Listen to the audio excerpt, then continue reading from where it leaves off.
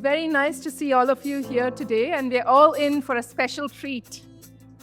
So my name is Geeta Johar, and I'm the Mayer Feldberg Professor of Business at Columbia Business School.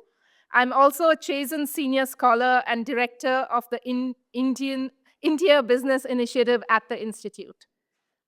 I'm excited to open this very special program of the Sir Gordon Wu Distinguished Speaker Series hosted by the Chazen Institute and co-hosted by the Hub, the CBS Gourmet Club, the Southeast Asian Business Association, and the Hospitality and Travel Association. This evening is made even more meaningful as we celebrate the Chazen Institute's 35th anniversary.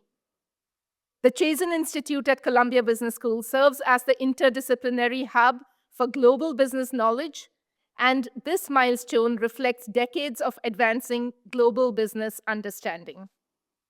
Tonight's forum is the culmination of two of the Chazen Institute's most notable programs on China and more broadly on Asia, the Sir Gordon Wu Distinguished Speaker Forum and the Lulu Chow Wang Asian Leadership Program. The Wu Forum is a continuing series focusing on the academic study and professional understanding of Asia's economy and business practices. The Lulu Chow Wang Asian Leadership Program brings senior Asian business executives to Columbia Business School for a period of residence to foster dialogue and exchange with our community. An additional note for the students here tonight: this event is part of the Phillips Pathway for Inclusive Leadership. At the end of the event, we'll post the check-in QR code for students attending for PPIL credit. Okay, on to the program. Our moderator, Lulu Chow Wang, is one of the world's most influential women in the financial world and the world of philanthropy. She's a staunch advocate of investing in women and women's education, and a model mentor and philanthropist. All of this is underscored by her public service, long support of institutions and causes that are deeply meaningful to her, and importantly, her generosity of heart, time, and energy. Lulu is the CEO and chair of Tupelo Capital Management, which she founded in 1998. She actively serves or has served on the boards of the Metropolitan Museum of Art, Rockefeller University, the Asia Society, Columbia Business School, and on the Chazen Institute's Global Advisory Board. Lulu earned her MBA from Columbia Business School and a BA in English Literature from Wellesley College. As a fun fact, one of Lulu's favorite pastimes is cooking. So it's fitting that she's moderating this panel with Vikas Khanna, our master chef.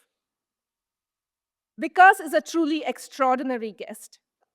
As many of you know, he's a Michelin-starred chef who has opened many celebrated restaurants, a prolific author of more than 40 award-winning books, a filmmaker, and a humanitarian. Very recently, he was named one of Time magazine's 100 most influential people in the world.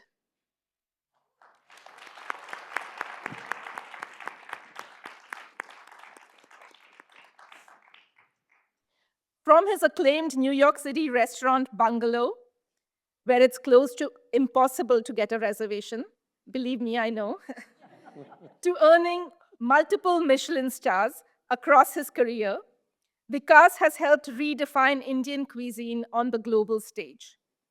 But his story goes far beyond the kitchen. Born in Amritsar and now based in New York, his journey, overcoming a birth defect, navigating life as an immigrant, even facing homelessness, is as powerful as it is inspiring. Many of you may know him as the beloved host and judge of MasterChef India, or as the author of the landmark book Utsav, a culinary epic of Indian festivals, a monumental cookbook that celebrates India's diverse cultures through its festivals, featuring hundreds of recipes, photographs, and research on traditions. It's been shared with world leaders and cultural icons who are friends of India, and I believe it's not for sale. Others may know about his socially conscious films, including The Last Color, which premiered at Cannes, and his upcoming project, Imaginary Rain.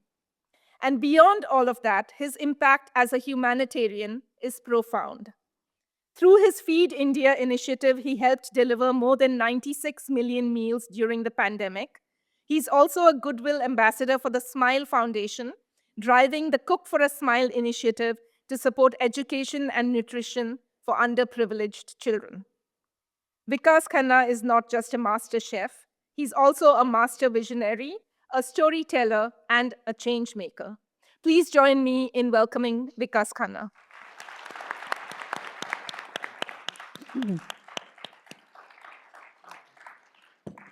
Thank you so much, Vida. I think we are all very much looking forward to our evening with Vikas, and it's such a pleasure to have you at Columbia. Much is known about you. You've become a celebrity despite yourself, but there are probably people who don't know so much about your personal journey and how you came into this to be a master of the world of food. But can you just give us a brief idea of what your early life was like and what was your personal journey to where you are now? Hi everyone, I'm Vikas. I was born in Amritsar. It's a city right north of India on the border of India and Pakistan. And this is a city which is the home of world's largest Sikh shrine that's called the Golden Temple.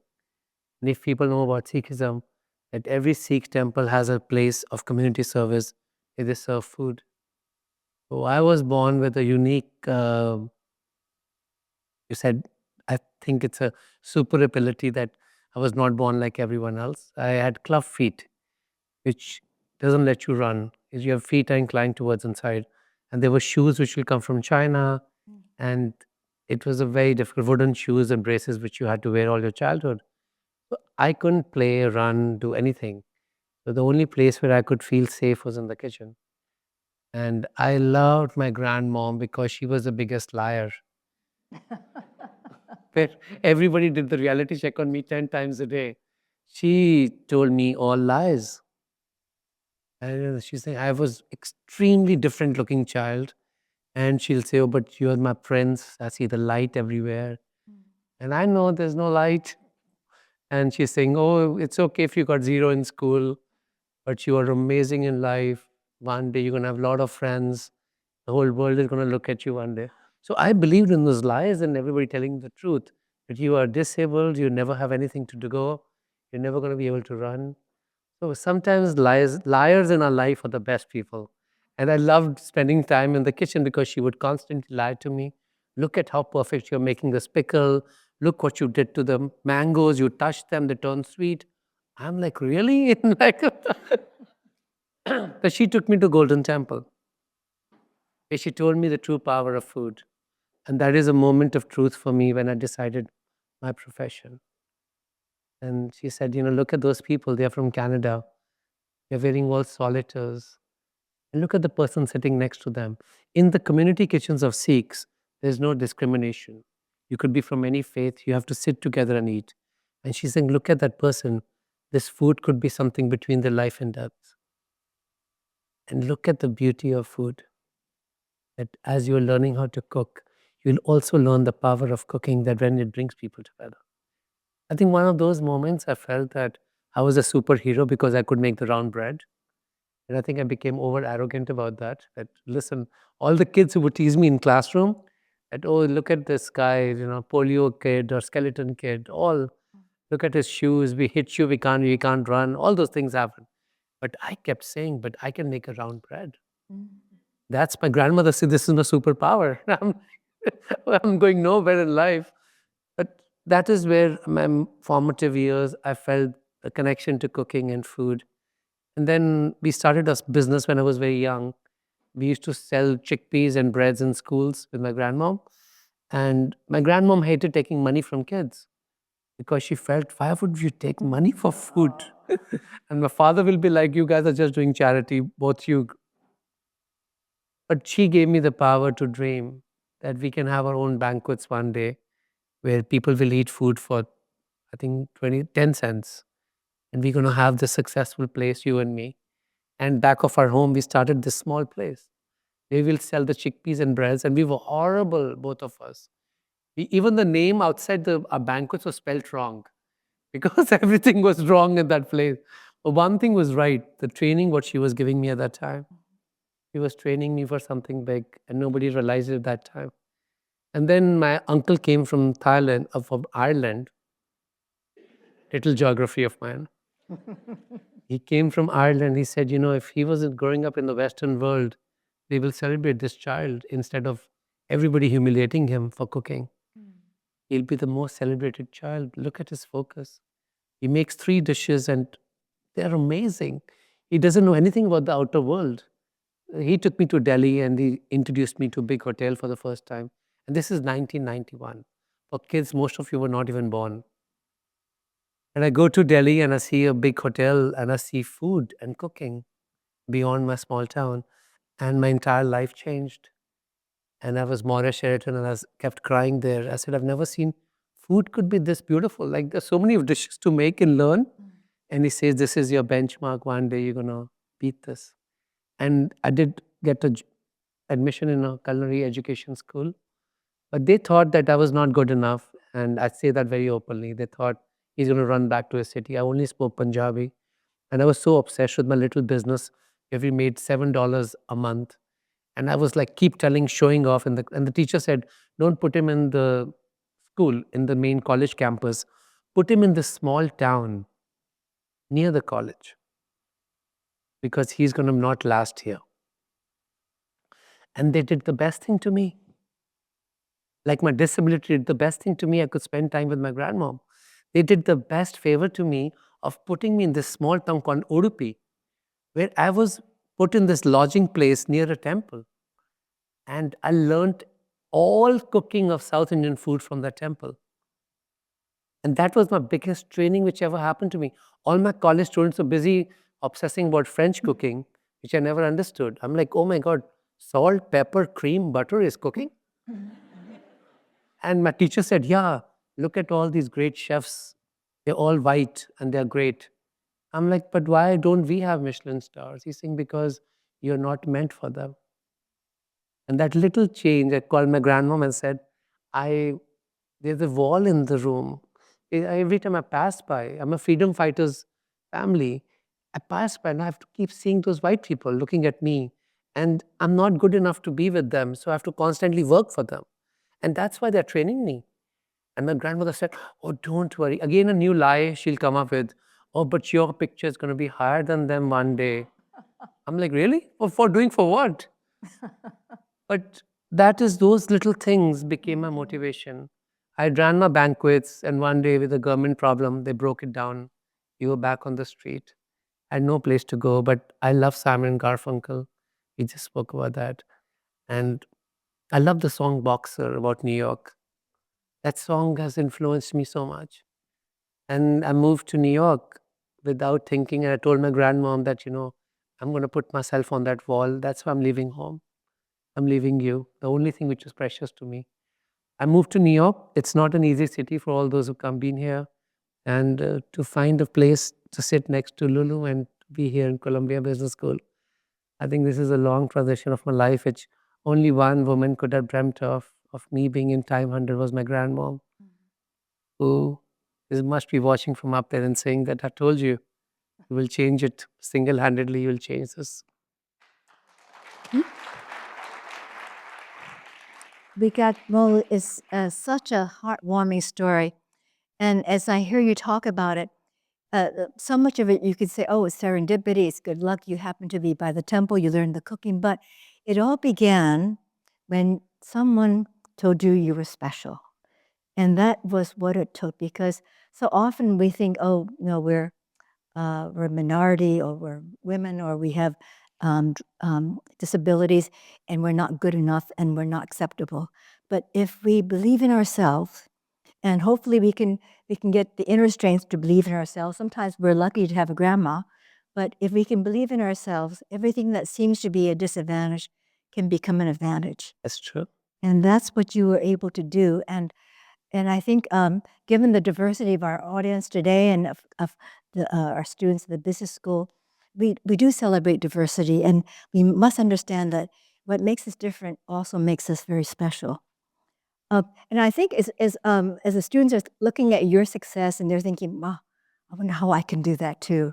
Um, is there any kind of advice you can give to young people who want to be entrepreneurs and who feel that they can tap into their cultural heritage and come up with something that would be value added, authentic? How do you advise them? Giving advice to students, okay? I just feel that being authentic was the most different and difficult thing I ever did. All my previous projects were extremely whitewashed. I was sitting on that mindset, few white inspectors and critics are going to decide your destiny. So rather change your food for them instead of educating them. So I became exactly what I was not meant to be: butter, cream, salt, and pepper. I kept feeling our food was inferior to be accepted. And I got every award on the planet for doing that. But it also made me empty, made me, when my mom came to my restaurant and she didn't enjoy the food, or she didn't tell me. My sister was, she like put fire into the fuel, a fuel into the fire. She like, my sister's like, oh, of course, mom, he's just impressing the Western world. It does it, your palate and what you feel about him doesn't matter to him anymore. That really broke my heart. And, and I felt that I fought all these wars to make that woman proud, who sacrificed her entire life to put me first. And I had my back towards her when I won everything. I didn't include her. I did not realize that this restaurant with playing American music and all the plating, which is deceptive to make it look like French, so that the critics feel great about it. I won nothing. That is the time I walked away, and I dreamt of Bungalow. On any table, an Indian person can be sitting, our mothers, our grandmothers, the custodians of our culture and cuisine, and they feel, hi, you touched my heart somewhere. So I keep searching for those moments in the restaurant all night. I'm there every single day, 16 to 18 hours a day. But I do feel one thing. the, we have to adapt to something to fit in. But once you fit in, you have responsibility to educate people who make decisions on our behalf, who are given the right and positions to judge the subcultures or smaller ethnic cultures. It is our job, once you have them on your side, saying that, listen, I can do this, but there's much more to me than this. I think that is my advice, that tomorrow you'll be in a position where you have the position and power to change things. Change. You were not educated for paychecks. You were educated for change. I feel that's one first thing we forget. And I see such high positions of even people who look like me and talk like me. The last thing they want to do it, bring up the culture, because they still feel that they need to have salt, pepper, and cream, not their authentic self, because they might not be accepted. It is absolutely untrue. The moment you have your back towards the only people who will stand by you and everything has disappeared, that is when you have to think that, am I representing them? In some way, I'm not saying that there's so many limitations to it. We're in a foreign country, but you got to do that. Right. Because people are judging your culture, your cuisine, your heritage, looking at you. That's my only advice. Just authentic self-winning. This victory of time 100. I saw 2 nights ago. People send me screenshots. We are more than 1,800 publications. This is the cover story in India. Every culinary institute celebrated this victory of a rebel who refused to cook French cooking. And everybody said, you'll not get a job. And you kept fighting that, what about us? What about if we will all be serving French cuisine, cooking for the Western, who's going to represent our cuisine? So for me, that victory became, because authentic victory becomes a victory of the entire culture. I feel that. That is why this means so much to my mom. Though it's not in the local newspaper in the city and she's waiting for that because nobody called her from the family. And she's like, is it going to come in my city and my newspapers? I'm like, Mom, I'm going to call them to put it in the cover. But it's true. The victory becomes much bigger when it's not just you. It's something which is much bigger than you. It's to hear you talk. It's you understand why you have been so successful in the service business, and that's what a restaurant is. But because I think for you to be truly authentic and to truly serve, you really have to love the people who work for you, the people you're serving. And in our earlier conversation this afternoon, Not all. I was really struck by, everyone talks about diversity and how that's important to have, but you live diversity, and you talked about this one person in your staff who had some challenges, and but yet you kind of said she kept you honest because she understood what was important in the restaurant, and if you ever veered from that, no matter how challenged she might be, she would remember it and she would point it out to you. And your ability to respect that and to hear her and think, she's right. I've changed a recipe and it's not right, and my clientele probably won't like it, and she's good to remind me. This shows that you listen to the small and the large to make sure you're serving your public well. So I think this is the underlying the value set of your business. But there are the nuts and bolts of running a restaurant, and and I'm sure you know about it. And nowadays, where everyone's worrying about supply chain and labor costs and tariffs, when you do run into some operating challenges and things take a turn for the worse, how do you find that the ability to identify a problem, admit to it, and turn it around, and have the resilience to see its recovery? Every night you need to, I think during service, it's not good to start making changes. I feel that in every business. You need to sit down after the service is ended. Every night at 1 o'clock, me and Samir, who's my general manager and partner, he's only 30 years old. He's like half my age. And we sit down and we discuss the problem. I feel for a business which lets the problem slip, it becomes not just an attitude, it becomes a part of the culture that you let the problem slip. It could be as minute as what we felt that during the time we could have made the experience a little better. And you're not going to succeed with every guest. It's true fact. But your intentions, you will go to a restaurant the moment you feel that it was completely messed up night, but they felt my pain.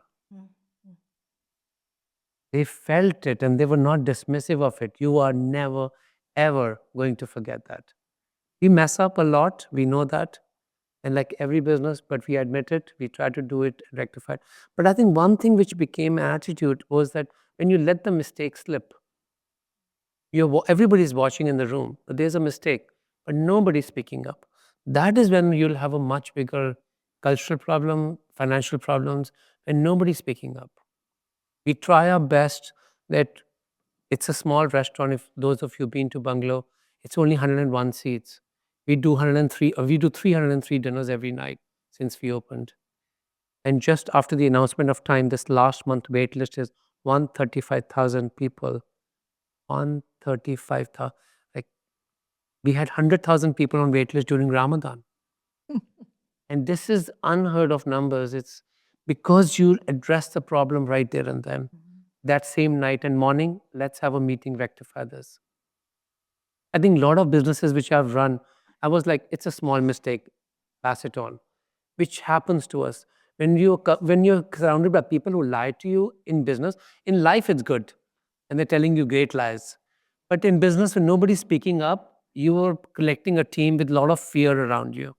And they will not speak up because they feel that if you speak up, we can be in trouble. But you need the people who speak the truth. I have Jay Shetty here, who will always speak the truth to me so many times. I don't like it. But he's my partner here, and he has been very instrumental in bringing me this far. And he is the first generation American born kid who understands culture in American assimilation. I just think letting it slip becomes a very big management problem, and nobody speaks up and everybody's protecting their jobs. You will be in the atmospheres where You will feel if I speak up and speak the truth, I'm going to jeopardize because I'm going to be one person against 10. I feel we love it when you feel that it's not your job. You would run this if it was your business. And you will do the same thing if you feel that you are the owner and somebody tells you that if we amend this, we can do better service.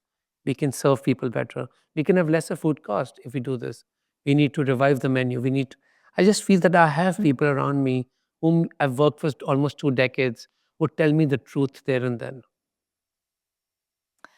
It's clear that you have profound respect for your fellow human beings. And I think that is why you've been successful in business. At the same time, your appetite for helping people, for reaching out to people, has brought you into other fields besides restaurant work. And I know many of us know of the many books you've written, the films you've made, and will continue to make. Um, as you venture into other fields of reaching out to people, do you find that there's a kind of a synergy in what evolves in your mind and your heart? It's so true. It's what you attract, the universe brings similar people around you. Many years ago, somebody tweeted to me, this is on ground, this is input, exactly what you're saying. Somebody tweeted to me, Chef, we're looking for always amazing story. This woman from Kerala, she's 96 years old. She's going to school for the first time. She's from the untouchable community where she was never allowed in the temple and all those things. And those stories make me feel that, oh my God, this needs to be told.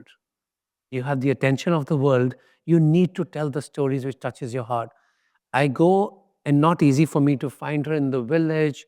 She's gone to school for the first time because she wants to die with dignity. Story, so amazing. We made a documentary. You were campaigning for the Academy Awards. You were doing everything, but it was tough time for me, so I couldn't fully focus on it. It's a 15-minute documentary, which was made with pure heart. We captured her first day of school, and then we captured when she stood first in fourth grade. She passed away 2 years ago, but what a legacy that we feel that we can't restart our life. If she could do that, I said, I want to tell the story to people. And this is something which I learned it from my own women in my family, that you're never too late. And I do feel for me to constantly bring stories, and there's so many things which are coming out in process. Many projects go nowhere. But for me to focus on that woman at that time and say that this is an incredible story. We called it Barefoot Empress because I feel that nobody has ever guided me spiritually the way she taught me the meaning of God. The way she said that, if I'm not allowed in God's home, He comes to my home every day. It's wind, it's flowers, it's everything I do to live. It's God. And I feel for somebody at that age and that like that grit. And she's sitting in a classroom with all these small kids. And she's almost the same height like them because she is such a, and she's so, please watch it on YouTube. It's so amazing for me to attract this energy where entire 2 billion people in South Asia feel that if they tell the story to me, if I'm honest and if I like it, if I can do it, I'll go out and help it. And we did work a lot with girls' education because the movie was so profound that so many people contributed to girls' education in that time. And we were doing the campaigning for the film, which is amazing. Being in New York, being a chef in the city, and to constantly use your voice in different formats and different, totally different subjects. But everything, Lulu, like yours, you have such a diverse journey. I feel the most important part of this is being the most authentic voice of your heart. Medium could change. Through food, through Bungalow, I'm telling stories of our food, our festivals, our culture. But through these documentaries, movies, talking about immigration, and it's important for me to do that. Today, God has blessed me with this light, and I have to use to tell the story.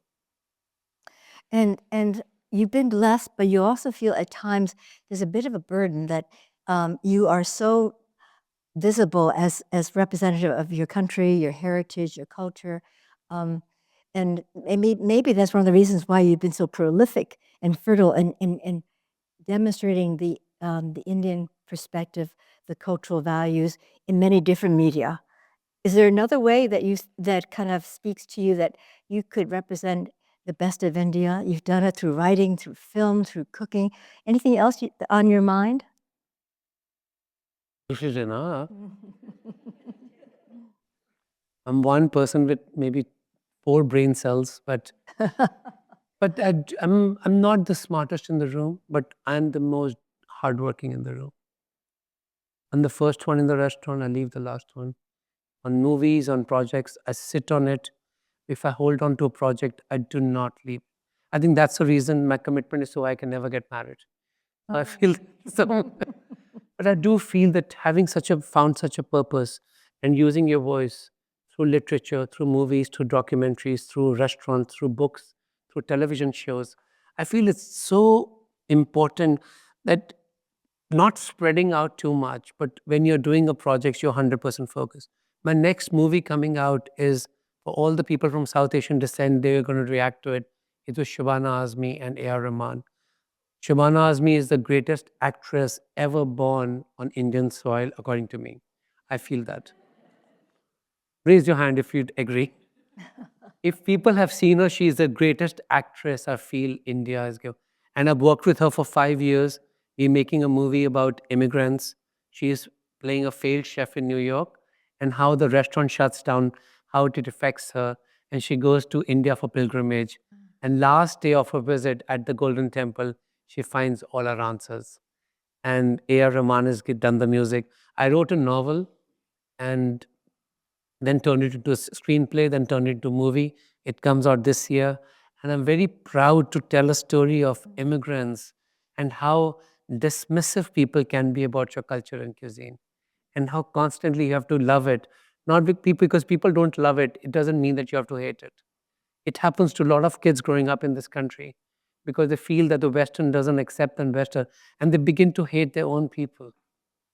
I feel that this movie translates to something so powerful in a very, very subtle way.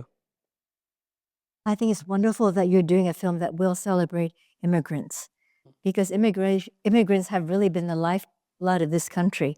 We would not be as rich in spirit and in character if we didn't have our immigrants. And right now, it's been a bit of a assault on that. But thank you for bringing out the importance of immigration. It's so important.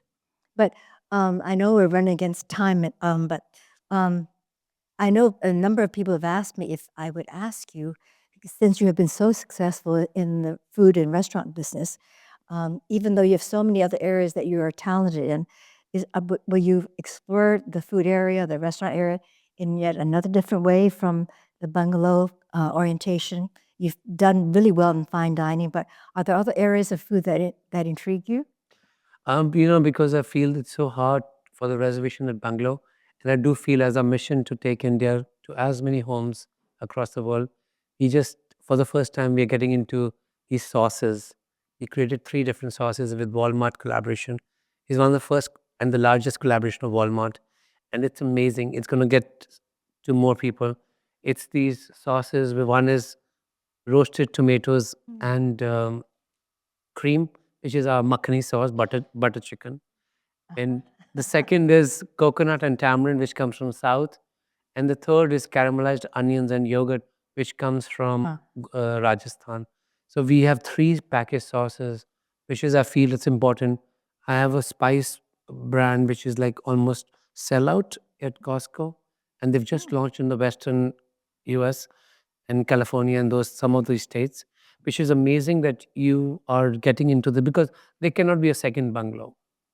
Or Shah Rukh Khan says every time he travels to US to eat at bungalow, he says that people can make restaurants with money, but temples are built on faith. This is faith for us. And I love it that there's one restaurant and I'm never going to expand it. This is going to be just one. We have 764 days completed of the restaurant. I promised my sister I'll run it for 10 years. And then after that, on March 23rd, 2034, this will be my last service of the restaurant. I love it. Well, you're still young. You never know. No, but it's a tough job, Lulu. So, It is not easy. but when the day comes, and you say, okay, time to retire, what will you retire to? 'Cause then I know you'll do something interesting. You know, when we announced it, this is my last restaurant before we opened it, because every chef I've ever met in my entire life, except for Chef Eric Ripper, they only speak about how they're going to make 600 restaurants and 3,000 restaurants, and they're going to make $5 billion trillion values. And I'm looking at them, I'm like, okay, I have one. My mom said to do this as a promise to my sister. I'm doing it every day as a promise. And my mom also said, this time it's not about you. You raise the waters so all the boats will rise. This is that for me for Bungalow. It's my commitment for that. And I feel that in so many times in your lives, you'll make choices which will elevate the entire community. And that's true wealth, I feel. That's being wealthy. I feel that. And everybody personally feels that this restaurant belongs to their parents and their grandparents and to them. I hope that translates to, it's not the life of a restaurant. And it's amazing to have a restaurant with this wait list, but the chef says, this is my last. On this day, I will do the last dinner. And it's amazing to have this opportunity to do this every day until then. Everything is going to have an expiration. But to say that I'm doing this for that, and then I'll have a reincarnation in some other form. But until then, I'm going to keep this and my sister's promise alive every single night at the restaurant.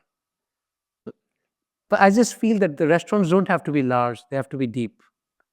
They should have a depth to it. And I feel that this restaurant, every time I walk in, I feel it stills every morning. It makes my heart fill up with joy. Say that it's unbelievable. We only do 300 dinners, and we get around 500 people who just come to meet every day. And it is absolutely worth it. Even if it's a 10 years life, I feel so privileged that I'm living those 10 years with so much of joy. Well, that's why you don't burn out, because you draw such energy and fulfillment from the people you work with and who you serve. And I think they must feel that, and that's why they keep coming back. But I realize I need to give time for Q&A. I think there are many do it. people who would like to ask a question of Vikas. Thank you for coming to speak with us tonight at CBS. I'm Will, a second year in the MBA program. I'm curious, reflecting on the years of Bungalow, what's the dish that's been most meaningful to you and why? Oh, goodness. So we changed the menu. As you can see, I'm so disoriented because I have a database of 250,000 recipes from India. And people might not know in this room that I have 3 PhDs. And I get that I need to bring this state forward. I need to do this dish. Then I have to hold myself. But one dish which is so close to my heart at the restaurant, which we don't move, is yogurt kebab. It's just strained yogurt. It's wrapped in ketafi and fried. It's served with purple cabbage, pickle, and pureed. And this was the last dish my sister tasted. And this is very close to my heart. And then she was on a feeding tube. So this dish means too much to me. I'm never going to move that dish. And I love it. This is closest to my heart. Maybe you could name it after her on your menu.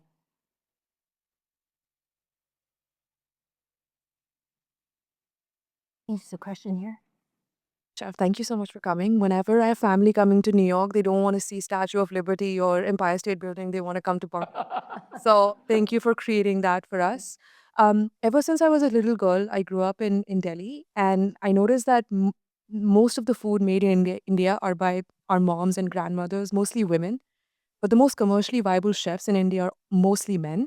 I'm curious if there's anything that can help women in India tell stories through food, but also help them build commercially viable restaurants and rise to the top of the profession like you have. So the most successful chef from India is not a woman. Is not a man. Is a woman. Garima Arora is the most successful Indian chef on the planet. He's 2 Michelin stars in Bangkok. The restaurant is Ga. Things are changing. Just remember that the top chefs are not just chefs. It's a big management job. And management happens when you get trained. Many Indian families would not let their daughters go and study this culinary arts because going to hotels was not considered safe. But things are moving. You see the crop after you've done the harvest, you have to sow the seeds. So many people were not sowing the seeds for women to do this. Now, with the generations are coming forward, you will see more women in this industry. And not all the women, my mother doesn't cook at all, just to let you know. My mother considered women cooking as a scam. My mother is different breed of a person. My mother says, "Oh, mama, my mom cooks the best because now mom is stuck in the kitchen for the rest of her life." My mom never cooked. And somebody said, "You don't even cook. What kind of woman are you?" My mom is like, "I gave birth to him. He's cooking." But it's amazing. It takes time. It takes time. In America too, this was the case. There were authors, but professional chefs came much later. It comes, there's so many things connected to this moment when a woman is being celebrated on such a big stage. The parents and the family and the society agrees that she does this culinary arts education. She goes and trains in hotels. Many people leave it at that point because it's long hours, it's too much a stress. And then to reach that glory, you have to burn before you shine. But things are changing, trust me. Yes. In the world full of feedback and opinions, how do you distinguish between signals versus noise when taking important decisions? You're saying that everybody's a critic. Absolutely right. Everybody give you points. This dish, 4 out of 10. This dish, 9 out of 10. I'm like, please enjoy your dinner. But I'm like, I understand. I just feel that you got to accept it.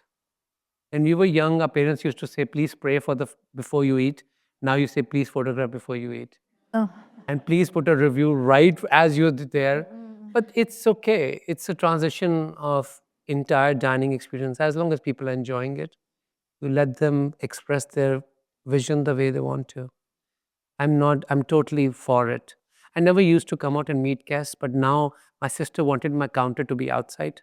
So it's in the dining room. I expedite 300 dinners from the dining room. So everything gets checked by me and then served.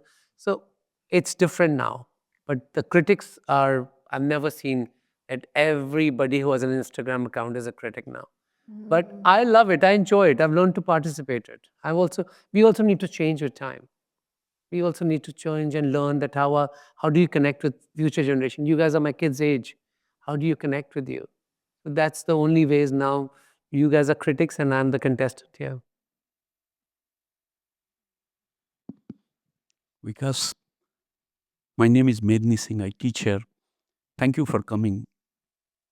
We hear lots of corporate leaders, but your words come from heart and it touches heart.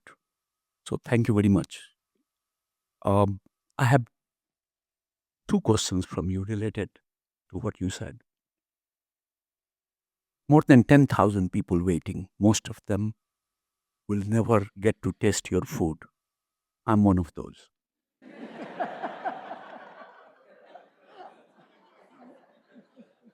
Don't you feel that you have some responsibility towards them also? Oh.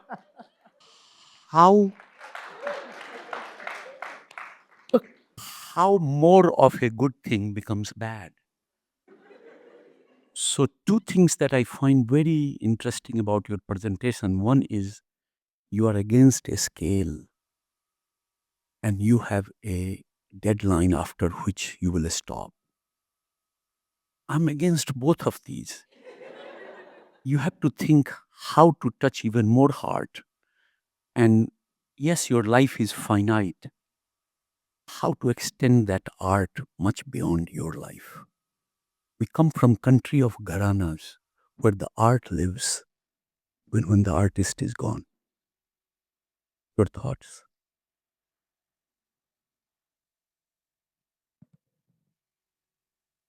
I'm moved. I also do believe in mandala. I believe in Buddhism a lot. His Holiness the Dalai Lama, I met him by accident in 2008 and he completely changed my life.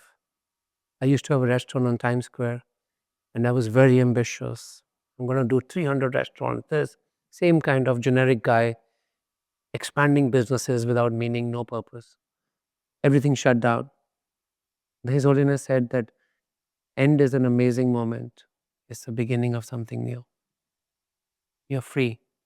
Failure sets you free. But I do feel it. But now I'm only deciding my deadline. It'll set me free. I don't want to be shackled for so many decades. That's what I was telling Lulu. I'm never going to write my biography. There's such a dark side to it. That kids will be demoralized. That are they going to jump into fire to shine? Is it worth it? So that's why I kept a deadline. For me, it's very important to have what I've said as a commitment to that time. 100 restaurants, no commitment, you wouldn't have me be seated here. One restaurant, every cell of my body is for that. I wake up, the moment I open my eyes, it's for that place. I do feel that what you're saying, things die down very easily. People forget. But having a focus on those 300 people every night is the name of the game.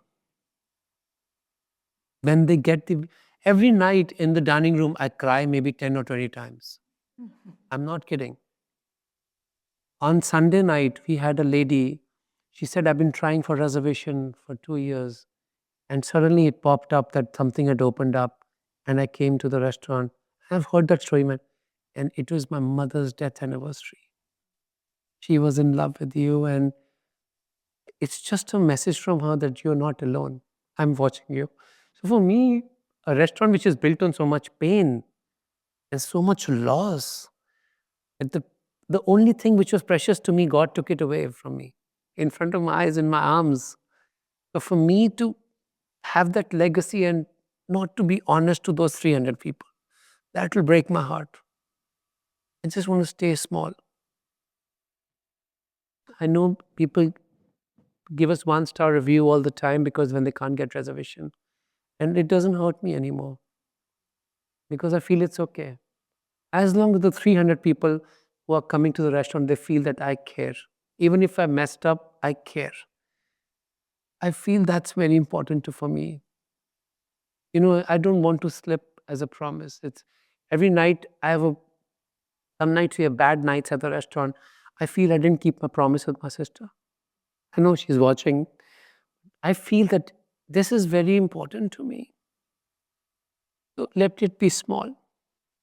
Let the lines be long and hearts be deep and forgiving and saying that he does not want anything from it. There's no award, there's no money, there's no gratification for me at this age. But I still stand on my broken feet all night just for those 300 people. So let it be small.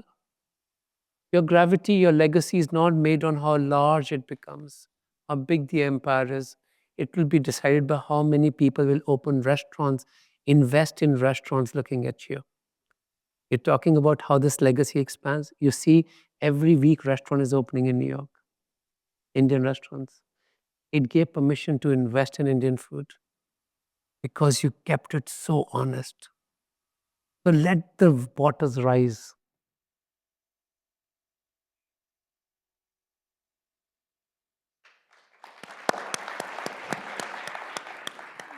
I know there are many more questions, but we will have a reception upstairs and many chances for others to speak to Vikas.